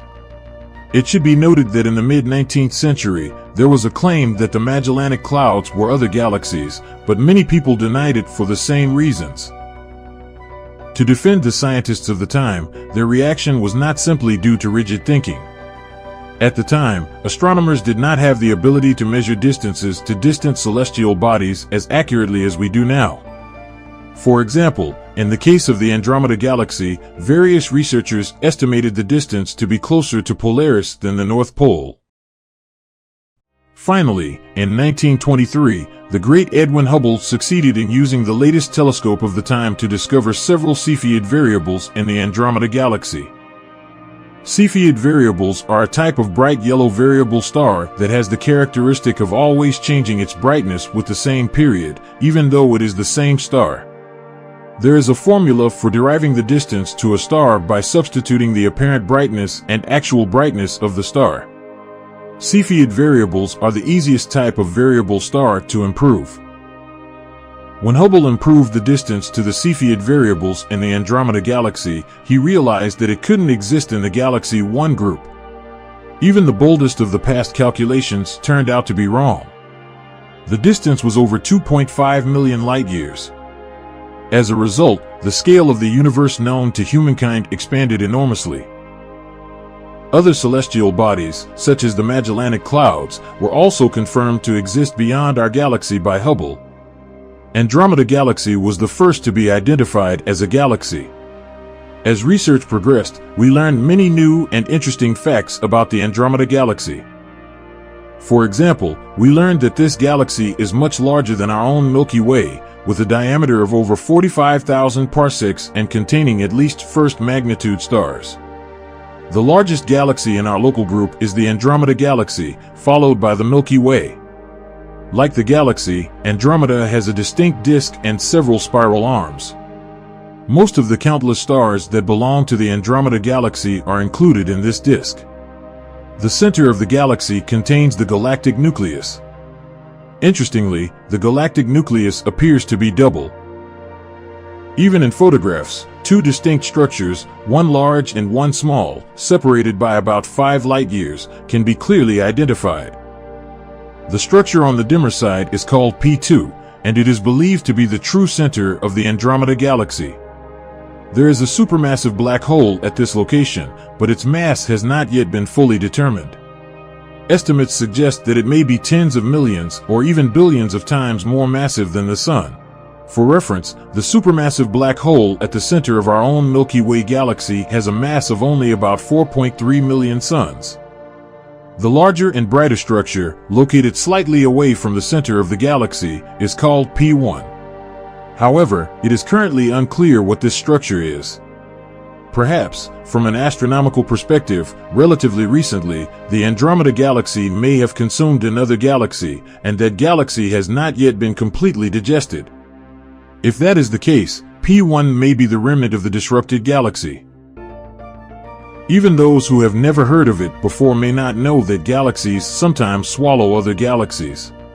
Andromeda is particularly interesting in this regard, as one of the highlights is the globular cluster called Mayall 2, which is located 130,000 light-years away from the galaxy's center. Mayall 2, discovered in 1953, is known as the brightest star cluster in our local galaxy group. Usually, globular clusters are composed of very old, dim stars that were born at a similar time. However, Mayall 2 is more interesting because it contains a variety of age groups of stars, including some that are much younger. Stars with a high metal content also exist. There probably isn't any life in the May star cluster. In the globular cluster, stars are always in planetary system shapes because they are densely packed. Nevertheless, rare shapes are clearly visible in the Andromeda Galaxy that are smaller than formal galaxies, including dwarf galaxies. These structures have a spherical shape, a very large radius, and contain a large number of stars. Perhaps, like Mayall 2, they are remnants of swallowed galaxies. In 1999, scientists recorded an anomalous phenomenon called PA99 in the Andromeda galaxy. During this process, the fusion of an old red giant star, one of the observed low-mass celestial bodies, was caused. There are several interpretations for this phenomenon. Some scientists believe that this mysterious celestial body could be a planet with a mass of about 6 times that of Jupiter. If their view is correct, this would be the first extraterrestrial planet discovered in another galaxy. However, other astronomers argue that the object involved in this phenomenon is not a planet, but a small star. In any case, there will be many planets in the Andromeda galaxy, including those similar to Earth. In this galaxy, there are very old stars and very young stars, and the stars are clearly divided into 3 generations, accounting for most of the population of the galaxy when combined. Scientists paid attention to this point immediately. The age of these stars ranges from 10 billion to 11 billion years, respectively. Of course, what we are most interested in is the second star that corresponds to the Sun. There are enough of such stars remaining in the Andromeda galaxy, so surely many extraterrestrials will be discovered. If there are any intelligent beings or humans that still exist in the Andromeda galaxy in tens of billions of years, they may come to meet us without even having to show off their technological skills. However, the problem is that the 2 galaxies are slowly approaching each other and will collide and merge 4 billion years from now to become one galaxy. But there won't be any major cataclysms on the scale of the Earth. The distance between the stars is quite wide, and even if aliens interfere between us and Proxima Centauri, there won't be any significant harm.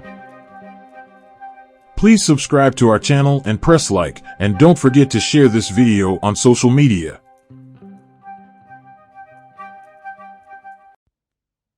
Sometimes it seems that our planet is huge, and we are just tiny particles, mere specks against its colossal dimensions.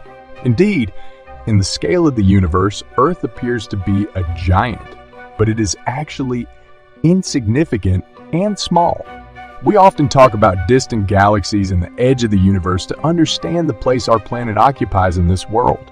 However, what if we take a journey not billions of light years away, as we have become accustomed to, but instead stay within the confines of our solar system? It might seem boring, but there's still much we don't know about the planets we were taught about in school and the countries whose names we heard. Leave your earthly problems behind and look at the night sky, where the moon stands out prominently. The moon, an unchanging natural satellite of Earth, has been visited by 12 American astronauts. The first, as you know, was Neil Armstrong, who set foot on the moon in 1969. The last person to set foot on the moon was Harrison Schmitt in 1972. 51 years have passed since then. However, despite that, the moon remembers everything. It is distant from the Earth at a distance of 384,400 km, but in the scale of the universe, it is not such a great distance. However, in human perception, this journey appears to be very, very long. It is quite possible that a new journey to the moon will happen very soon. In May 2024, a manned lunar flyby is planned as part of the Artemis 2 mission, and in 2025, there are plans to land humans on its surface during the Artemis 3 mission. Who knows, perhaps after that, we will look at the moon with a completely different perspective. Let's fly away from Earth a little further. There's something more interesting waiting for us there, Venus. The planet named after the Roman goddess of beauty truly mesmerizes with its hostile and deadly beauty. Due to its reflecting sunlight clouds, it is also the brightest planet in our solar system. So it is impossible not to notice it. It has several names: the morning star, the evening star, and the evil twin of Earth. But why the evil twin? Judge for yourself, as the sizes of both planets are indeed similar. However, while Earth is a comfortable planet for life, Venus, on the contrary, is harsh. The atmospheric layer of Venus is dominated by carbon dioxide gas, and the clouds, which could be mistaken for earthly ones, are made of sulfuric acid. Life forms as we know them wouldn't survive. And that's not the only reason why Venus can be considered an absolute hell. It's incredibly hot on Venus, somewhere around 500 degrees Celsius. Not a pleasant temperature, I must say. And of course, if we were to land on the surface of Venus, we would simply turn into a pancake. It's all due to the deadly gravity for human beings. Truly, it is the evil twin of Earth, deadly beautiful. Global warming here is without exaggeration taken to the extreme. It's quite likely that things were not always like this, and Venus was not as menacing. There's a theory that over time, Earth may end up looking the same with a threatening atmosphere.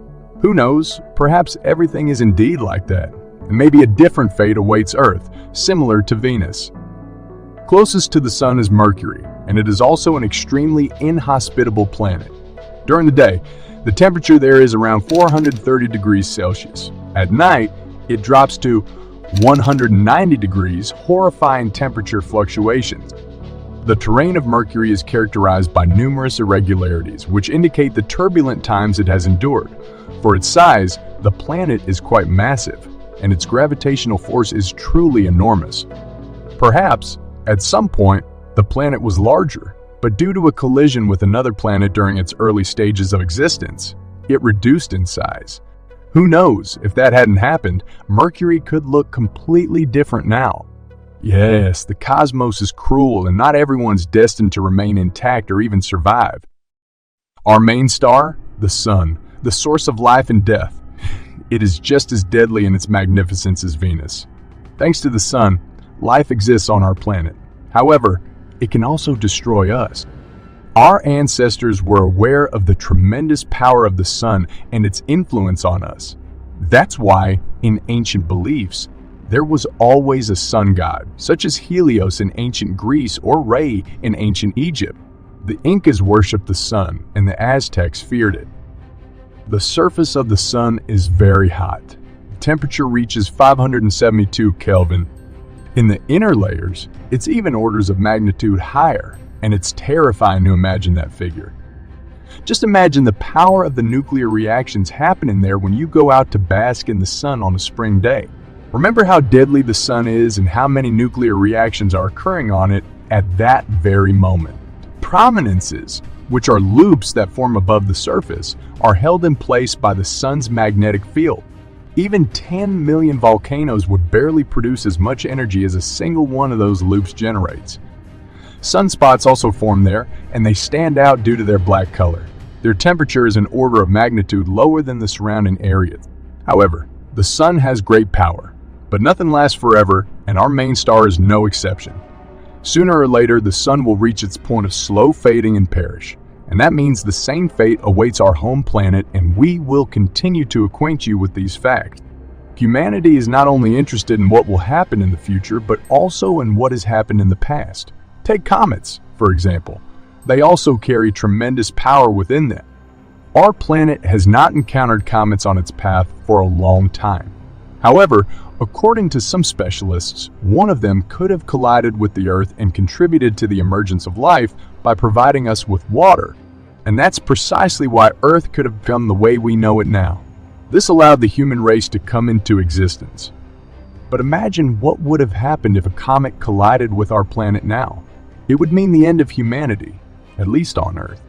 Perhaps, if such an event occurred, some people would start searching for a new home on another planet in giant space arcs like in science fiction novels. But for now, we haven't ventured beyond the solar system. We're heading towards Mars, the red planet. Attempts to find even traces of living organisms there started a long time ago. Mars has always captivated people's imagination. Just think of the countless works of science fiction dedicated to Martians and the possibility of life on Mars. This theme has intrigued visionaries like H.G. Wells long before the first satellite was launched into Earth's orbit.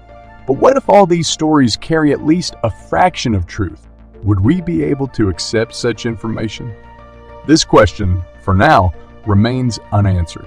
Mars holds a vast amount of fossils, and there are powerful sandstorms occurring there. Mars has an atmosphere, although it is too thin. Carbon dioxide dominates its composition. It wouldn't be easy for a living organism to survive there, to say the least. Additionally, the surface temperature drops to 60 degrees Celsius. However, of course, There are creatures that can survive in very harsh conditions, in theory. They could potentially live on Mars, but there are some nuances. There needs to be geological activity to produce various essential substances. We should continue exploring Mars more and more actively. Then we will know more about its past, present, and future. The Opportunity rover, one of the two rovers, took on the task of studying the planet's surface. As part of the Mars Exploration Rover project, NASA has embarked on surface exploration. Many of the plains we see on the surface could have been Martian lakes. Furthermore, there's a hypothesis that water flows in the planet's subsurface layers. Perhaps there was life on Mars in the past. Can you imagine? You'll be even more surprised. After all, there's a theory that Mars gave life to Earth. It is suggested that at some point there was a collision between Mars and some object, possibly an asteroid, which resulted in a piece separating from Mars. Martian microorganisms remained on that fragment. Later, this part fell to Earth along with everything else, which gave rise to the emergence of life on our planet. Oh, there is still so much we don't know about Mars. During our journey to the next planet, we encounter difficulties, namely with asteroids. Their speed usually reaches 80,000 kilometers per hour, and their width can reach hundreds of kilometers in earlier periods. As a result of collisions, fragments of asteroids would break off, and some of them would later become planets, which laid the foundation for our planetary system. For example, we have learned that the age of Earth is approximately 4.5 billion years by studying the remnants of meteorites on the surface of our planet. However, some fragments of asteroids did not become planets. They encountered insurmountable barriers along their way. Jupiter, a giant planet. Compared to it, Earth appears to be just a small sphere. Multiple Earths could fit inside Jupiter. Due to its size, the gravitational force of the giant planet is very powerful.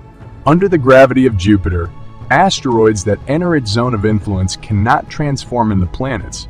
It is also called a gas giant, and it's not without reason, as gas predominantly makes up its composition.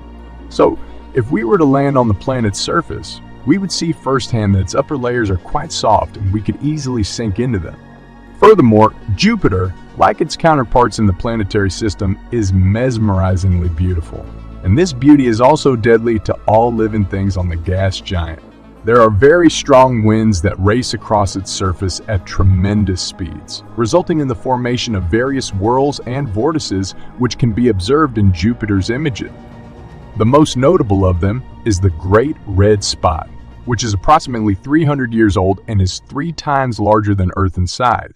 Can you imagine that?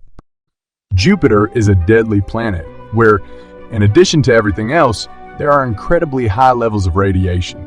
The amount of radiation it possesses attracts the strongest magnetic field to the planet. Indeed, it is better to admire such beauty from a distance, as it is unlikely that any force could calm down this majestic planet. As you can see, we have ventured not far from Earth, and how breathtaking discoveries we have made. We certainly know that this is far from everything the solar system has to tell us. And what do you think it will reveal to us someday about the history of the universe? Will it share the secrets of extraterrestrial life? Which fact has been the most interesting to you? And what did you already know about the history of our solar system?